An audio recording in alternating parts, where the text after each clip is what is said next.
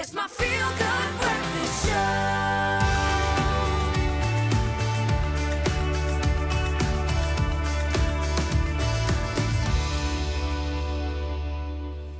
Well, this is your Feel Good Breakfast Show, Expresso on S3, and we're in the final hour. And on Mondays, we talk relationships. And relationships can be deliciously breathtaking, but it can also be frustrating when we hit an unforeseen speed bump, like issues of trust, intimacy, family, communication, finances. There are so many boxes to tick.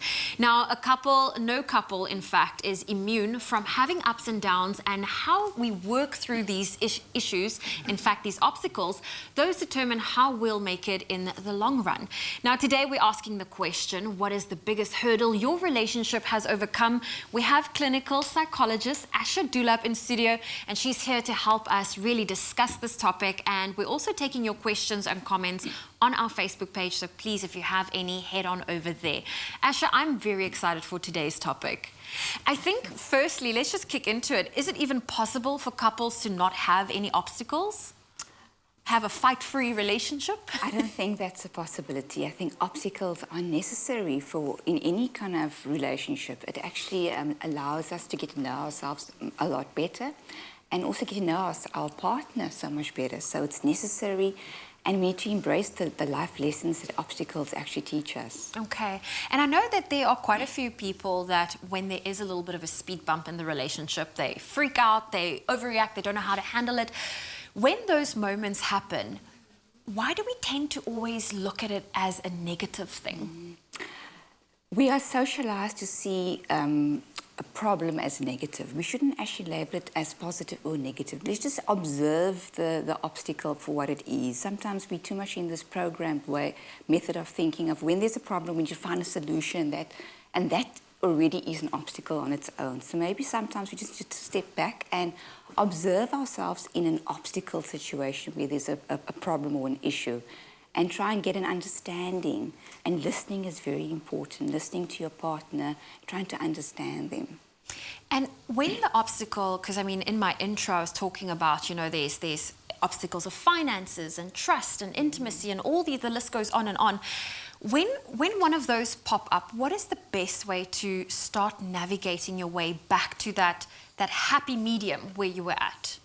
So remember that a lot of these things come up because of our own childhood traumas, our developmental traumas, our attachment theories. And if you look back at how we attach to our caregivers, it has an impact on how we relate in our relationships. So our personality comes into our play, all our past experiences, and those things will play out in our relationship. So a good start is to look at yourself, understand your own triggers in your relationship in order to understand the relationship that you are in.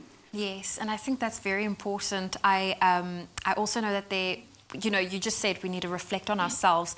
There are a lot of people that also have this expectations that they need the perfect partner and the partner needs to be perfect, and often the reality doesn't match up to that. How can people in a situation that find themselves like this, because that causes conflict when your partner doesn't match up to this ideal that you have of them, how can they take a step back and be like, you know what, this is expectations, but this is reality? So we are in this battle between trying to find a partner that can match this potentiality of a person. We have this potential of a person, but we need to actually just see the person for who they are in the moment. So if you could take a moment and freeze your partner where they are right now and ask yourself, would I want to be with this person as they are right now? And if the answer is yes, then that's a good start. And then also ask the question to yourself, if I can freeze myself as to where I am right now, am I okay and happy with myself? Because we need to be happy with ourselves. We need to be happy, and if you do that, like you said, you take the time, you freeze, and the answer is not yes and it's no, what are the next steps? The next steps is to definitely start a conversation to really try and gain understanding on all those triggers and all those patterns. And of course, sometimes it's not very easy because we've got the egocentric emotions that come up. It's fear, it's shame, it's guilt that blocks us from having those very important conversations. So it's about maybe also trying to get someone to facilitate and help the couple in the circumstance. Okay, very interesting. Well, Asha Dullabh's not going anywhere. We want to know from you, what is the biggest hurdle your relationship has overcome? Asha, she is here, and she's here to help us unpack and discuss this topic. And we are taking your questions and your comments via our Facebook page. So if you have anything and you want to share with us, you can simply send it through on the Expresso Facebook page. It's my feel-good breakfast show.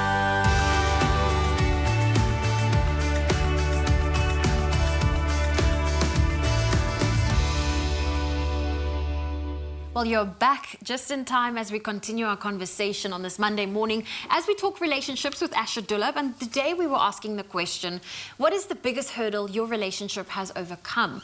We are back with clinical psychologist Asha Dullabh to unpack this topic. So do weigh in. If you have comments or questions, head on over to the Expresso Facebook page.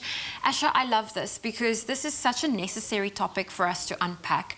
And I wanted to know from you, as a clinical psychologist, it is your profession to help couples overcome their hurdles, and I'm pretty sure you've seen a common thread.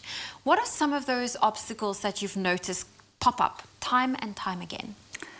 So very often couples will come into therapy presenting with an issue that really isn't the core issue in the relationship. So they may come in with financial problems or lack of communication, but if you dig in a bit deeper, you will find a lack of inner desire or longing in a relationship, lack of intimacy, but not only physical intimacy, intimacy with oneself, intimacy on an emotional level.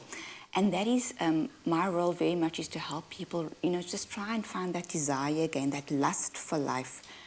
Because many people are feeling quite restricted in the relationships, and one is to feel free to be themselves and free for the other partner to be themselves as well. So a lot of couples will come in with financial problems or, intimacy problems, or the biggest one is communication. It's top priority. But of course, it's always looking a bit deeper. And it's, as I said earlier, we need to look at the emotions of fear, of shame, and of guilt. And when people are fearing that their partner may leave them for someone else, or they fear they're not good enough. And of course, we all want ourselves to appear good in a relationship, and that's what brings up the shame. Okay. Yeah. And I also know that with a lot of them, with a lot of couples, it started off free. The communication started off good. What then changes? Is it just getting into a habit, forgetting to actually make the effort? Because when they started off, that freedom was there, and then it leads to a point where people don't feel free in their relationship. What can we do to prevent that from happening? I think that, naturally when we meet someone, the butterflies are flowing, we are free in ourselves, we're not overthinking about things, we're spontaneous, we're almost like childlike, curious about the person, exploring. But then we go into this expectation of a person, the potential of a person. We create an image of how a person should be in order to meet our needs. And that image then continuously shifts if needs are not being met. So we need to understand the needs that we need to meet in a relationship. So we need to understand what are our individual unmet needs and be able to authentically express that to your partner in the moment. But most often we struggle because our unmet needs come from trauma, and not many of us do enough work on our trauma, developmental trauma. We all come from trauma, and that is why there's always will be obstacles. But we need to embrace it and learn about our triggers. And just really dig deep, unpeel those layers within ourselves. Now, of course, each of us also have our individual obstacles. So, for example, I'm someone I don't necessarily trust easy, and I know where that comes from. How do I stop me being a little bit more on the mistrustful side to spill into my relationship?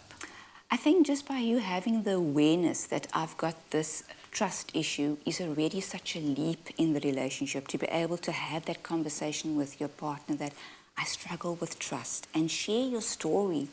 And what's very important is for your partner to then listen with complete understanding, with complete care and affection and appreciation for your own individual trauma, for your narrative. That is pure authenticity in a relationship. It takes vulnerability, and couples connect when they are vulnerable.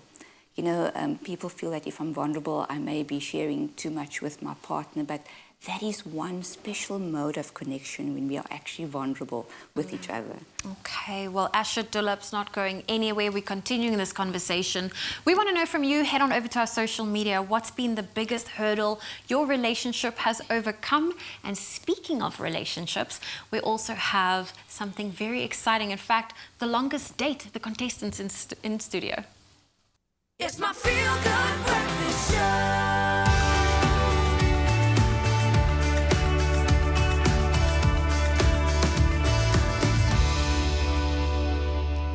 We are back and we are talking relationships, and we're asking you the question today: what is the biggest hurdle your relationship had to overcome? Now, we are back with clinical psychologist Asha Dullabh to unpack this topic, so do weigh in with your comments and questions on our social media pages. I wanted to ask you, Asha, I know that, when it comes to couples, they often have what they would call their deal breakers. If we cannot overcome exes or family or finances or this, the relationship is doomed. That sometimes happen. But what is the best way to really deal with your relationship, to not put that, if it's not this way, it can't work? I think let's not be too clear-cut on it. I think that we go back to our conditioning again of how things should work out, what's good, what's bad, what's right, what's wrong. I think that couples must look at obstacles in a way that they can overcome it, go through it. What one couple may be able to overcome, another couple may not be able to overcome. And another thing is we tend to compare ourselves with other couples. We do. Yeah, and we need to maybe just look back into our own relationship and know that our relationship is unique. Say that to yourself, And with that uniqueness will come your own unique challenges, but also your joys. What's most important, Zoe, is that you have to be an expression of joy in your relationship. Nobody wants to be with anybody that is not expressing joy and happiness in a relationship. So when you have that, you're on a good footing already. Ask yourself, am I an expression of joy? That's a good question to ask yourself. Now, we got some comments that came through on social media. The first one came through from Nomwazi that says, the biggest hurdle that my partner and I have overcome in our relationship is distance, as he's currently stuck in another province due to work, and he has gotten himself clean at rehab as he was addicted to drugs from a young age. He's making every effort to stay away from them as he is currently recovering at home with his parents. Now, for couples that have the distance between them, that is an obstacle that, a lot of couples go through. What advice would you give to them? It's definitely a variable. We can't control the distance. But, I think there's a lot of appreciation that develops in a relationship like that. We really value and appreciate our partner in other ways. We don't take them for granted. We long, it maintains that longing and that desire in a relationship. So, the distance makes the heart grow fonder. It does indeed. Now, I know quite a few of my friends, they sometimes have got into this rut where the obstacles that they are fighting about or arguing about, it's the same things and it just doesn't change. What advice do you have for couples that constantly find themselves arguing or facing the same obstacles and it's just not changing? So that's an indication of unresolved trauma. So let's take an example of trust.